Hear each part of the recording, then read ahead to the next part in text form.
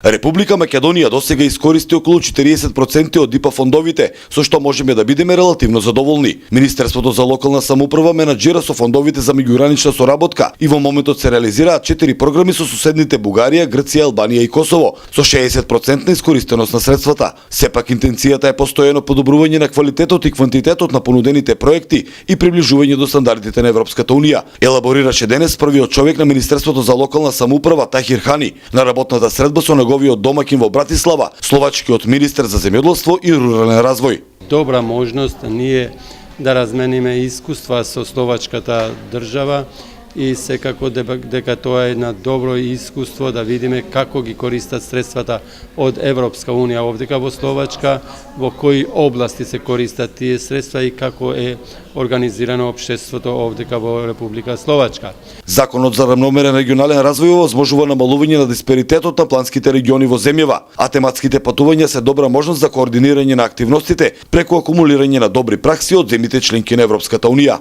Нашето искуство е почетно, сепак се работи за млади, нови институции, но се надеваме дека оваа посета ќе ни овозможи многу повеќе да разбереме и да научиме како се искористуваат и како се работат големи европски проекти, посебно од делот на инфраструктурата. Програмите кои што се достапни од Европска унија ни обезбедуваат финансиски средства кои што се наменети за инфраструктурни проекти, јавниот транспорт кој што е многу значаен посебно за големите градови, односно големите општини, а исто така и за реставрација, односно обновување на објектите кои што се од културно-историско наследство. Од сето она што можевме да го слушневме, значи заклучивме дека ние како општина имаме капацитет да можеме да ја користиме европските фондови.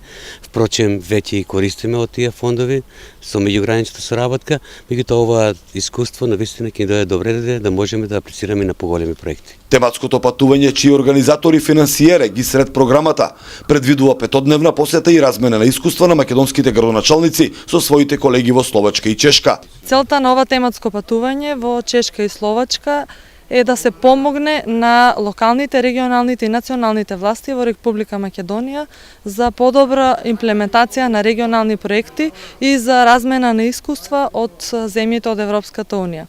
Кога подоцна ќе бидеме во можност да ги исцрпиме европските фондови за реализација на регионални проекти. Македонската делегација, која ја чина 25 градоначалници од источниот, југоисточниот и скопскиот регион, по Словачка го посети националниот парк Поди во Чешка, со што студиското патување продолжува со посета на градот Брно. Од националниот парк Поди во Република Чешка за вестите на Ирис телевизија Трајан Ристовски.